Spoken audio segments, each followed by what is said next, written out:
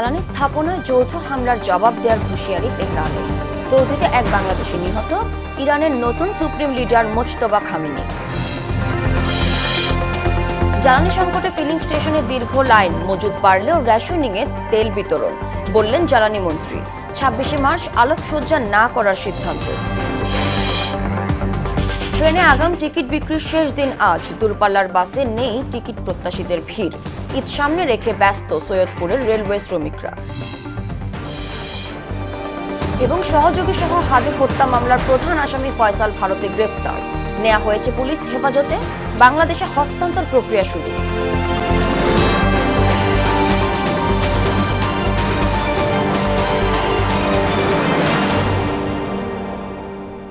আসসালামু আলাইকুম, স্বাগত মোহনা সংবাদে। এতক্ষণ শুনছিলেন শিরোনাম, পুরো সংবাদের সঙ্গে আছি সাদিয়া জাহান মিম। মধ্যপ্রাচ্যে ইরানের রাজনীতিতে নতুন অধ্যায়ের সূচনা হলো। দেশটির নতুন সুপ্রিম লিডার হিসেবে আনুষ্ঠানিকভাবে নির্বাচন করা হয়েছে আয়াতুল্লাহ খামেনির দ্বিতীয় সন্তান মোজতবা খামেনিকে। এমন এক সময় এই পরিবর্তন এলো যখন যুক্তরাষ্ট্র ও ইসরায়েলের সঙ্গে তেহরানের উত্তেজনা দ্রুত বাড়ছে এবং অঞ্চলে যুদ্ধের আশঙ্কাও তীব্র হয়ে উঠেছে। নতুন নেতৃত্ব, পাল্টা হামলা এবং আন্তর্জাতিক প্রতিক্রিয়া সব মিলিয়ে মধ্যপ্রাচ্যের পরিস্থিতি আরও জটিল হয়ে উঠছে। বিস্তারিত প্রিয়াঙ্কা নিতুর প্রতিবেদনে। ইরানের নতুন সুপ্রিম লিডার হিসেবে মোজতবা খামেনির নাম ঘোষণা করেছে ইরান। তিনি সাবেক সুপ্রিম লিডার আয়াতুল্লাহ আলী খামেনির দ্বিতীয় সন্তান। ৮৮ সদস্যের অ্যাসেম্বলি অব এক্সপার্টস ভোটাভুটির পর তাকে দেশের সর্বোচ্চ নেতা হিসেবে নির্বাচন করেছে। নতুন নেতার প্রতি ইতোমধ্যে আনুগত্য জানিয়েছে ইসলামিক বিপ্লবী গার্ডস IRGC। তবে সিআইএর সাবেক পরিচালক ডেভিড পেট্রেয়াস এ সিদ্ধান্তকে দুঃখজনক বলে ঘোষণা করেছেন। তিনি বলেন, অনেকের আশা ছিল ইরানের নেতৃত্বে এমন একজন আসবেন যিনি আরও বেশি বাস্তববাদী হবেন এবং যুক্তরাষ্ট্রের দাবি দেওয়া মেনে নেবেন।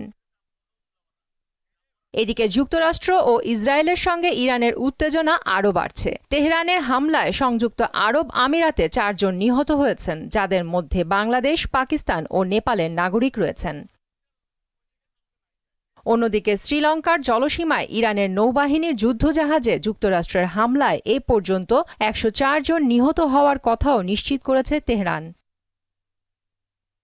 ইরানের বিপ্লবী গার্ড বাহিনী সতর্ক করে বলেছে, যুক্তরাষ্ট্র ও ইসরায়েলের হামলা চলতে থাকলে পাল্টা জবাব দেয়া হবে।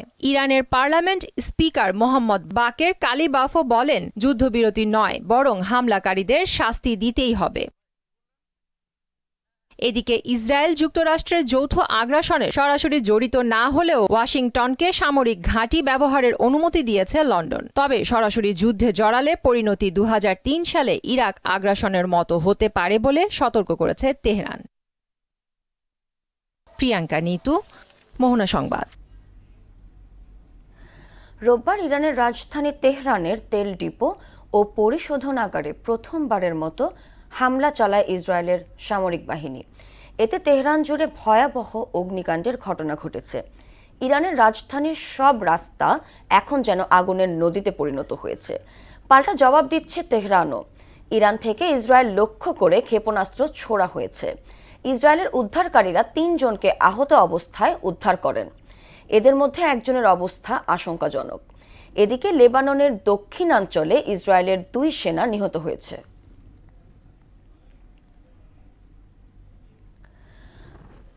মধ্যপ্রাচ্যে ইরান ইসরায়েল যুদ্ধের জেরে বিশ্ববাজারে দেখা দিয়েছে জ্বালানি তেলের সংকট।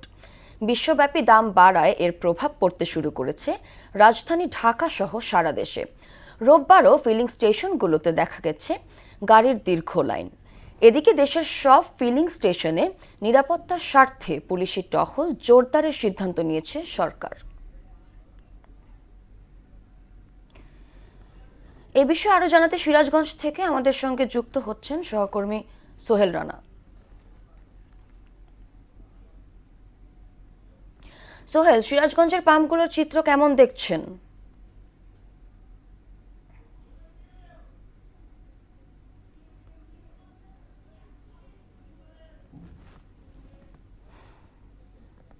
জি ধন্যবাদ। আপনি যেমনটি শুনছিলেন যে আসলে মধ্যপ্রাচ্যের চলমান পরিস্থিতি এবং গুজবের কারণে কিন্তু বিভিন্ন পেট্রোল পাম্পে কিন্তু আহ, আহ, আহ, এই, তেল সংগ্রহ করার জন্য কিন্তু গত 3 দিন যাবত কিন্তু এই তেল সংগ্রহ করছেন এবং আহ, তারা কিন্তু এই কৃত্রিম সংকট তৈরি করছেন। আমরা ইতিমধ্যে সিরাজগঞ্জে বেশ কয়েকটি তেল পাম্পে সকাল থেকে ঘুরেছি, দেখেছি যে পেট্রোল পাম্প গুলোতে জ্বালানি তেল, ডিজেল সরবরাহ করা হলেও কিন্তু পেট্রোল অকটেন কিন্তু সরবরাহ করা হচ্ছে না। আহ, ইতিমধ্যে কিছু যে মোটরসাইকেল রয়েছে সেই মোটরসাইকেলের চালকরা কিন্তু ক্ষোভ প্রকাশ করছেন এবং এই পেট্রোল পাম্পে কিন্তু তেল না পেয়ে কিন্তু তারা কিন্তু হতাশা হয়ে বাড়ি ফিরছেন। অনেকেই বলছেন যে তারা যে গন্তব্যস্থলে যাবেন সেই গন্তব্যস্থলে কিন্তু পৌঁছাতে পারবেন না। এবং আমরা পেট্রোল পাম্পের কর্তৃপক্ষের সাথে কথা বলেছি, তারা জানিয়েছেন যে গতকাল পর্যন্ত তারা এই পেট্রোল পাম্পে যে তেল সরবরাহ করা হয়েছে সেই পেট্রোল পাম্পে যা যা তেল ছিল তারা কিন্তু গ্রাহকদের দিয়েছেন এবং আজকে পর্যন্ত এখন পর্যন্ত তারা কিন্তু কোনো ধরনের তেলের বরাদ্দ পায়নি জন্য কিন্তু এখন পর্যন্ত পেট্রোল পাম্পে অকটেন এবং ডিজেল, অকটেন এবং পেট্রোল সরবরাহ বন্ধ রেখেছেন। আমরা আহ, লক্ষ্য করছি যে সকাল থেকে বেশ কিছু বাস ট্রাকে কিন্তু তারা কিন্তু তেল সরবরাহ করলেও বাইকার যারা রয়েছে তারা এবং প্রাইভেট কার যারা রয়েছে তেল, অকটেন এবং পেট্রোল যে জাতীয় যেগুলো রয়েছে সেগুলোতে কিন্তু তেল সরবরাহ করছেন না।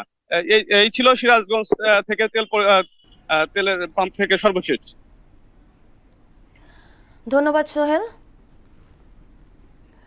বিদ্যুতের দাম আপাতত বাড়ানোর কোনো পরিকল্পনা নেই বলে জানিয়েছেন বিদ্যুৎ, জ্বালানি ও খনিজ সম্পদ মন্ত্রী ইকবাল হাসান মাহমুদ টুকু। তবে যুদ্ধ পরিস্থিতি কতদিন চলবে তা অনিশ্চিত জানিয়ে সবাইকে জ্বালানি ব্যবহারে আরও সাশ্রয়ী হওয়ার আহ্বান জানান তিনি। রোববার দুপুরে রাজধানীতে এক আলোচনা সভায় কথা বলেন মন্ত্রী। দুটি জাহাজ নোঙর করার পর দেশের জ্বালানির মজুত বাড়বে বলেও দাবি করেন তিনি। মন্ত্রী বলেন, দেশে জ্বালানি সংকট নেই, তবে রেশনিং পদ্ধতিতে তেল দেয়া হবে। আপাতত আমরা বিদ্যুতের দাম বাড়াচ্ছি না, সুতরাং দাম বাড়বে বলে ভয়ে তেল ভরে মজুত করবেন এটা ঠিক হবে না। রেশনিং করে চলতে হবে। যেসব জাহাজ আটকে গেছে, যেসব জাহাজ মধ্য সমুদ্রে আছে, সেগুলো আস্তে আস্তে যেন আমার এই মজুদে কোনো হাত না পড়ে। জ্বালানি সংকট মাথায় রেখে কৃচ্ছ্রতা সাধনে এবার স্বাধীনতা দিবসে কোনো আলোকসজ্জা করা যাবে না বলে জানিয়েছেন স্বরাষ্ট্রমন্ত্রী সালাহ উদ্দিন আহমেদ। সচিবালয়ে আইন শৃঙ্খলা সংক্রান্ত কমিটির বৈঠক শেষে একথা বলেন তিনি। জানান, যথাযোগ্য মর্যাদায় 25শে মার্চ গণহত্যা দিবস পালন করা হবে। আর স্বাধীনতা দিবসের সকালে জাতীয় স্মৃতিসৌধে শ্রদ্ধা নিবেদন করবেন রাষ্ট্রপতি এবং প্রধানমন্ত্রী। এবং যাতে ফুয়েল ক্রাইসিস না হয় এবং কৃচ্ছ্রতা সাধন করতে পারি সেজন্য আমরা সিদ্ধান্ত নিয়েছি এবার দেশব্যাপী এই দিবস উপলক্ষে কোনো আলোকসজ্জা করা হবে না। ঘরমুখ মানুষের যাতায়াত নির্বিঘ্ন করতে ট্রেনে অগ্রিম টিকিট বিক্রির শেষ দিন আজ। এবার সব টিকিটই পাওয়া যাচ্ছে অনলাইনে। এদিকে মধ্যপ্রাচ্যের অস্থিরতাকে ঘিরে রমজানের শেষ দিকে এসেও নেই দূরপাল্লার বাসে অগ্রিম টিকিট বিক্রির ভিড়। ঈদ ঘিরে ব্যস্ততার পরিবর্তে বাস টার্মিনালে অলস সময় কাটাচ্ছেন দক্ষিণাঞ্চলমুখী বাসের টিকিট বিক্রেতারা। বলছেন, তেল নিয়ে নেতিবাচক নানা খবরে দ্বিধাদ্বন্দ্বে ভুগছেন ঘরমুখ মানুষ। তবে রমজানের শেষ সপ্তাহে যাত্রীর ঢল নামবে বলে মনে করছেন পরিবহন সংশ্লিষ্টরা।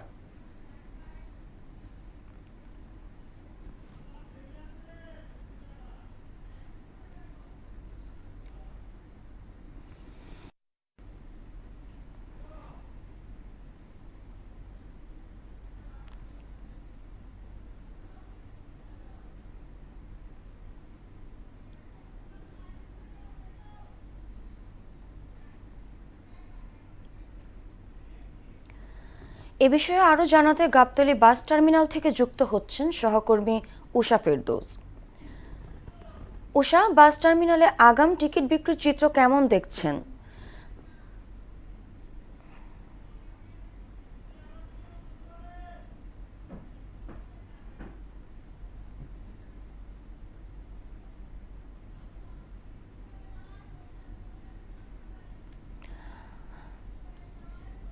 দর্শক, সংযোগটি বিচ্ছিন্ন হয়ে যায়, চলে যাচ্ছি পরবর্তী সংবাদে। ঈদ সামনে রেখে ব্যস্ত সময় পার করছেন সৈয়দপুর রেলওয়ে কারখানার শ্রমিকরা।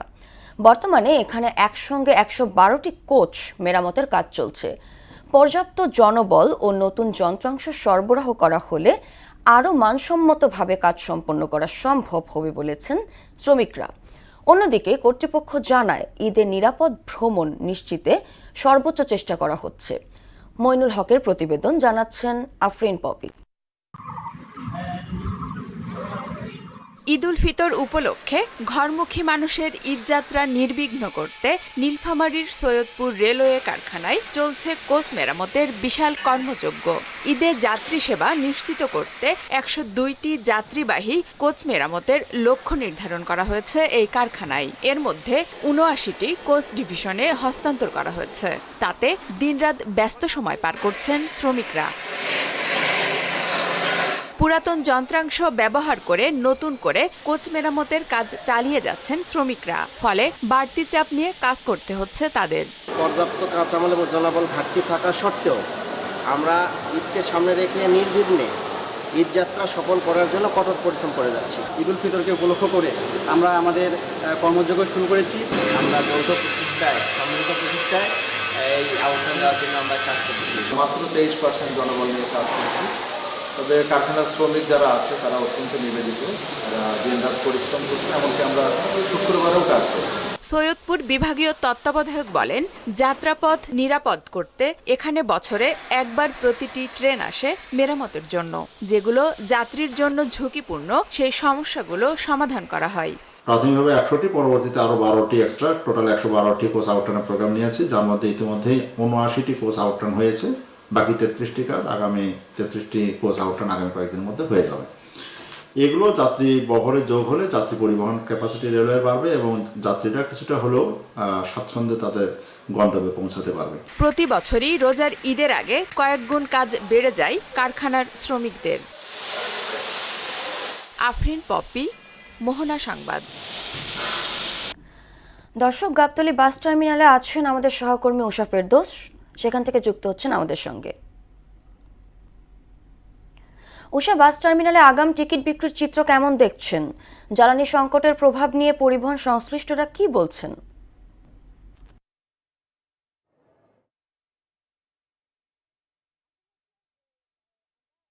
কাউন্টার লোকজন যারা ছিল তাদের সাথে একটু আগেও কথা বলেছি, তারা বলেছে যে আসলে জ্বালানি সংকট এখন পর্যন্ত নেই, তবে যদি যখন হচ্ছে শুরু হবে তখন হয়তো ভাড়া বাড়বে।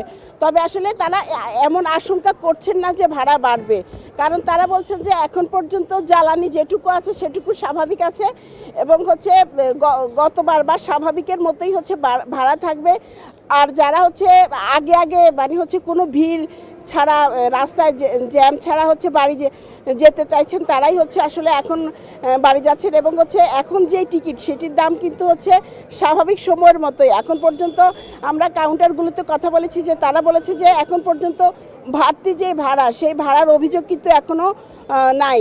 আর হচ্ছে কাউন্টারে যারা হচ্ছে টিকিট বিক্রি করছেন তারা বলছেন যে এখনও ঈদের ছুটি যেহেতু শুরু হয়নি, সেজন্য হচ্ছে এখন পর্যন্ত যাত্রী তেমন একটা হচ্ছে চাপ নেই। তবে হচ্ছে যারা একটু আগে রাজধানী ছাড়ছেন বা হচ্ছে যাদের হচ্ছে ঢাকায় আপাতত কোনো কাজ নেই বা হচ্ছে যারা পরিবারকে হচ্ছে খুব হচ্ছে স্বাভাবিক সময়ের মতো জ্যাম ছাড়া, বাড়তি ভাড়া ছাড়া বা ঝামেলা ছাড়া বাড়িতে পৌঁছে দিতে চাচ্ছেন, তারাই হচ্ছে পরিবারকে হচ্ছে গাড়িতে উঠিয়ে দিচ্ছেন।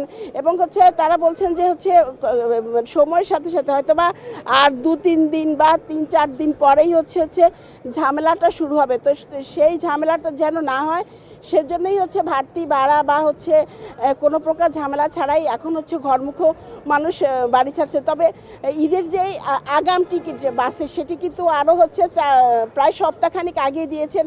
কেউ টিকিট নিয়েছেন কাউন্টার থেকে, আবার কেউ অনলাইনে নিচ্ছেন।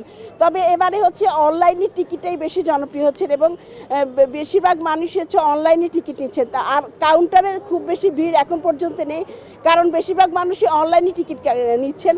আর গাবতলী বাস স্ট্যান্ডে আমরা দেখেছি যে সকাল থেকেই হচ্ছে যারা হচ্ছে স্ট্যান্ডিং যাত্রী যারা তারাই হচ্ছে ও অনেকে আসছেন, আবার যারা হচ্ছে আগাম টিকিট নিয়েছেন তারাও আসছেন। তো আসলে এই ছিল গাবতলী থেকে আমার কাছে সর্বশেষ। ধন্যবাদ উষা। ডাকাতি, ছিনতাই এবং চাঁদাবাজি রোধে যমুনা সেতু থেকে উত্তরবঙ্গগামী গুরুত্বপূর্ণ পণ্যবাহী যানবাহনগুলোতে দেয়া হচ্ছে পুলিশ এসকর্ট। ঈদ সামনে রেখে সিরাজগঞ্জ জেলা পুলিশের এমন উদ্যোগে স্বস্তি প্রকাশ করেছে পরিবহন সংশ্লিষ্টরা। সোহেল রানার প্রতিবেদন, জানাচ্ছেন তাহসিন তারিন। সামনে পিছনে পুলিশের গাড়ি, মাঝখানে পণ্যবাহী ট্রাক সহ অন্যান্য যানবাহন। এমন দৃশ্য দেখা যায় রাত ৯টার পর থেকে ভোর ৫টা পর্যন্ত যমুনা সেতুর পশ্চিম পার গোলচত্বর থেকে সিরাজগঞ্জ জেলার শেষ সীমানা পর্যন্ত। ঈদ সামনে রেখে মহাসড়কে ডাকাতি, ছিনতাই ও চাঁদাবাজি রোধে এমন ব্যবস্থা গ্রহণ করেছে সিরাজগঞ্জ জেলা পুলিশ। চালকরা বলছেন, আগে এই মহাসড়কে রাতে ডাকাতি, ছিনতাই হতো, কিন্তু এখন পুলিশের স্কট দেওয়ার কারণে রাস্তায় কোনো সমস্যা হচ্ছে না। নির্বিঘ্নে গন্তব্যে যেতে পারছেন তারা। আগে চুরি ডাকাতি ছিনতাই ছিল, আগে এখন ভালো হয়েছে। বর্তমান সিরাজগঞ্জের পুলিশের আওতায় আমরা খুব চলাফেরা করে শান্তিতে আছি। আমি রংপুর যাবো, আমার দাঁড়াইছে এখানে, দাঁড়িয়ে আমাকে স্পট দিয়ে কয়েকটা গাড়ি মিলে আমার পার করতেছে। এতে আমরা নির্বিঘ্নে গন্তব্যস্থলে যাইতে পারতেছি। ঈদের আগ দেয়া অনেক দামি মারলে যদি ভয় লাগে, তো পুলিশ প্রশাসন ভাইরা আমাদের সেতু থেকে সিরাজগঞ্জ রোড পর্যন্ত আমাদের পৌঁছায় দিতেছে। মহাসড়কে ডাকাতি, ছিনতাই ও চাঁদাবাজি রোধ এবং নির্বিঘ্নে যানবাহন চলাচলের জন্য জেলা পুলিশ 3টি টিমের মাধ্যমে এই উদ্যোগ গ্রহণ করেছেন। দেশের মধ্যে গুরুত্বপূর্ণ জিনিস, অর্থাৎ তেলের ট্যাঙ্কিগুলো, এই ট্যাঙ্কিগুলো আমরা নিরাপত্তা দেয়। যদি পাবনার দিকে যায় তাহলে আমরা পাবনা ডিপো পর্যন্ত চলে যাই, আর যদি রাজশাহী পর্যন্ত তাহলে আমাদের সীমানা হলো চরহামকুড়িয়া, আমরা চরহামকুড়িয়া পৌঁছে দিই। ঈদ সামনে রেখে মহাসড়কে নিরাপত্তা জোরদার এবং মূল্যবান পণ্য পরিবহনে যে কোনো ধরনের ঝুঁকি এড়াতে এই সিদ্ধান্ত নেওয়া হয়েছে বলে জানান পুলিশের এই কর্মকর্তা। এই স্কট টিমের মূল কাজটা হচ্ছে উত্তরবঙ্গগামী যে সকল পণ্যবাহী ট্রাক, লরি, পিকআপে যে মূল্যবান পণ্য বহন করে মহাসড়ক দিয়ে, সেই পণ্যগুলা নির্বিঘ্নে এবং নিরাপত্তার সাথে যাতে এই সিরাজগঞ্জ জেলা অতিক্রম করে যেতে পারে, সেই উদ্দেশ্যে মূলত আমাদের এই স্কটটা চালু হয়েছে। পুলিশের এমন উদ্যোগকে স্বাগত জানিয়েছে মহাসড়কে চলাচলকারী যাত্রী, চালক, হেলপার সহ সংশ্লিষ্ট সবাই। তাহসিন তারিন, মোহনা সংবাদ। ইনকিলাব মঞ্চের মুখপাত্র ওসমান হাদি হত্যা মামলার প্রধান আসামি ফয়সাল করিম মাসুদকে গ্রেপ্তার করেছে ভারতীয় পুলিশ। রোববার দেশটির পশ্চিমবঙ্গ প্রদেশের পুলিশের বিশেষ শাখার সদস্যরা ফয়সাল সহ তার সহযোগী আলমগীর হোসেনকে বনগাঁও সীমান্ত এলাকা থেকে গ্রেপ্তার করে। পশ্চিমবঙ্গ পুলিশের বরাত দিয়ে ভারতীয় বার্তা সংস্থা ANI বিষয়টি নিশ্চিত করেছে। 2 আসামিকে ভারতে 14 দিনের পুলিশ হেফাজতে নেওয়া হয়েছে। বর্তমানে ফয়সাল ও আলমগীরকে আইনি প্রক্রিয়ার মাধ্যমে বাংলাদেশে ফিরিয়ে আনার প্রস্তুতি নিচ্ছে সংশ্লিষ্ট কর্তৃপক্ষ। উৎপাদন খরচের তুলনায় বেশি লাভজনক হওয়ায় শেরপুরের কৃষকরা মটরশুঁটি চাষে আগ্রহী হয়ে উঠেছেন। বিগত বছরের তুলনায় এবার জেলায় মটরশুঁটি চাষের জমি ও উৎপাদন বেড়েছে। জেলা কৃষি বিভাগ বলেছে, আগামী বছর আরও বেশি পরিমাণ জমিতে চাষ হবে শীতকালীন এই ফসলের। মইনুল হোসেন প্লাবনের প্রতিবেদন, জানাচ্ছেন মাহমুদা আক্তার। আমন ও বোরো মৌসুমের মধ্যবর্তী ডাল জাতীয় ফসল মটরশুঁটি। এতে প্রচুর পরিমাণ protein, vitamin A, B, C ও খনিজ পদার্থ রয়েছে। সাধারণত সেপ্টেম্বর মাসের শেষ সপ্তাহ থেকে অক্টোবরের প্রথম সপ্তাহে মটরশুঁটির বীজ রোপণ করা হয়। বীজ রোপণের 60 থেকে 70 দিন পর ফসল ঘরে তোলা যায় এবং বিক্রি উপযোগী হয়। ভালো জাতের মটরশুঁটির বিঘা প্রতি গড় ফলন 40 থেকে 50 মণ। বাজারে প্রতি মণ মটরশুঁটি বিক্রি হয় 2 থেকে 3 হাজার টাকায়। চাহিদা থাকায় চলতি মৌসুমে শেরপুরে মটরশুঁটি চাষ করে লাভবান হচ্ছেন কৃষকরা। মটরশুঁটি কালাই করছি, কৃষি অফিস থেকে আমার বীজ দিছে, সার দিছে, তাতে আবাদ ভালো হয়েছে। কম খরচে ভালো হয়, 60 থেকে 65 দিনের মধ্যে বলে ফল আসে, সবকিছু উদাও হয়। আগামীতে করণের বেশি আছে, সম্ভব আছে, বেশি করুন। কালাই ভালো হয়েছে, খরচ হিসেবে লাভ ভালো হবে। আধুনিক কৃষি প্রযুক্তি সম্প্রসারণ অধিদপ্তর প্রকল্পের আওতায় 1 বিঘা জমিতে কৃষকদের প্রণোদনা দেওয়ার পাশাপাশি সব ধরনের সহযোগিতা দিচ্ছে কৃষি বিভাগ। আধুনিক কৃষি প্রযুক্তি সম্প্রসারণ অধিদপ্তরের প্রকল্পের আওতায় মটরশুঁটি দেওয়া হয়েছিল 1 বিঘা জমিতে। তো সার্বিক সহযোগিতা করা হয়, তাতে কৃষক অনেক লাভবান এবং খুশি। মটরশুঁটি চাষে খরচ কম হওয়ায় কৃষকরা এই ফসলে আগ্রহী হয়ে উঠছেন। পাশাপাশি কৃষকদের পরামর্শ দেওয়া হচ্ছে বলে জানায় কৃষি বিভাগ। এটি যেহেতু লাভজনক ফসল, এই জন্য আমাদের এই চর এলাকার যে উপজেলাগুলো আছে সেখানে এই কৃষকরা চাষ করতেছে এবং তাদেরকে আমরা এই বিষয়ে পরামর্শ প্রদান করতেছি। চলতি বছর জেলায় ৩৫ হেক্টর জমিতে মটরশুঁটি আবাদের লক্ষ্যমাত্রা নির্ধারণ করা হলেও আবাদ হয়েছে ৪১ হেক্টর জমিতে। মাহমুদা আক্তার, মোহনা সংবাদ। এবার সারা দেশে অনুষ্ঠিত সভা সমাবেশ নিয়ে প্রতিনিধিদের পাঠানো তথ্যে ও চিত্রে ডেস্ক রিপোর্ট। দিনাজপুরের কাহারোলের বলরামপুর সাহাপাড়া খাল পরিদর্শন করেছেন প্রাণী সম্পদ মন্ত্রী শহীদ উদ্দিন চৌধুরী অ্যানি। মানিকগঞ্জে জেলা প্রশাসক নাজমুনারা সুলতানার সভাপতিত্বে জেলা আইন শৃঙ্খলা কমিটির সভা অনুষ্ঠিত হয়েছে। খুলনায় ঈদকে সামনে রেখে বাজার মনিটরিং করেছেন সিটি কর্পোরেশনের প্রশাসক নজরুল ইসলাম মঞ্জু। সাভার জাতীয় স্মৃতিসৌধে বীর শহীদদের প্রতি ফুল দিয়ে শ্রদ্ধা নিবেদন করেছেন জাতীয় সংসদের চিফ হুইপ নুরুল ইসলামের নেতৃত্বে হুইপরা। দিনাজপুরের ঘোড়াঘাটে পৌর বিএনপির উদ্যোগে দোয়া ইফতার মাহফিল ও সভা অনুষ্ঠিত হয়েছে। নরসিংদীর মাধবদীতে ঈদুল ফিতর উপলক্ষে কাঠালিয়া ইউনিয়নের ১৪টি মাদ্রাসার ১৫৫ জন হাফেজ এবং শিক্ষার্থীদের মাঝে ঈদ উপহার বিতরণ করা হয়েছে।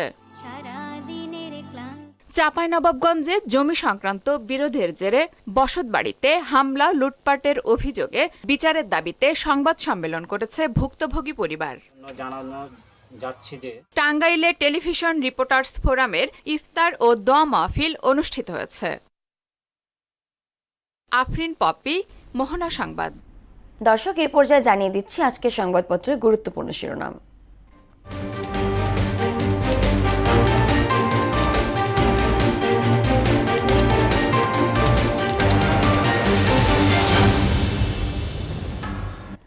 দর্শক, প্রথমেই জানিয়ে দেব প্রথম আলো সংবাদ শিরোনাম।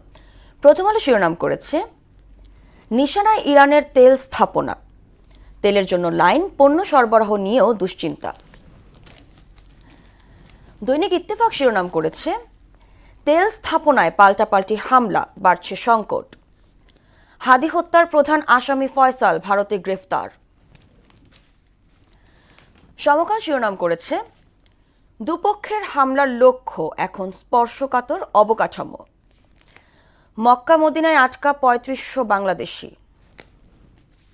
বাংলাদেশ প্রতিদিন শিরোনাম করেছে তেলের আগুনে পুড়ছে তেহরান, মজুদ পর্যাপ্ত তবু হাহাকার।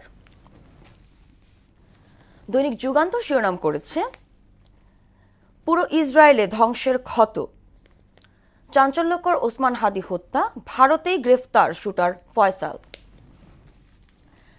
এবং সর্বশেষ the Daily Star, Iran picks new leader as war escalates, crisis exposes fragile energy security.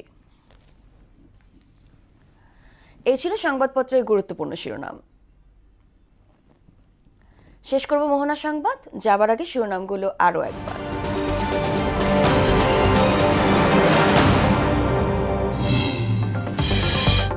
জ্বালানি স্থাপনায় যৌথ হামলার জবাব দেওয়ার হুঁশিয়ারি তেহরানের।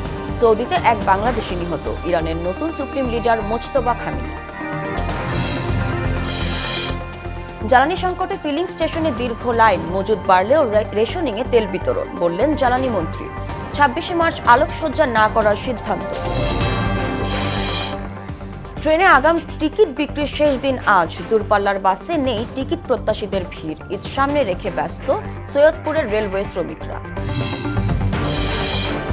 এবং সহযোগী সহ হাদি হত্যা মামলার প্রধান আসামি ফয়সাল ভারতে গ্রেফতার, নেওয়া হয়েছে পুলিশ হেফাজতে।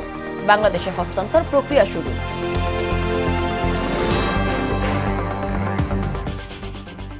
এই ছিল মোহনা সংবাদে। পরবর্তী সংবাদ দুপুর ১টায়। এর আগে সকাল ১১টায় দেখবেন সংবাদ এক নজরে। মোহনার সবশেষ খবর জানতে ভিজিট করুন www.mohana.tv। সংবাদ দেখতে পারেন ফেসবুক, ইউটিউবেও। এতক্ষণ সঙ্গে থাকার জন্য ধন্যবাদ।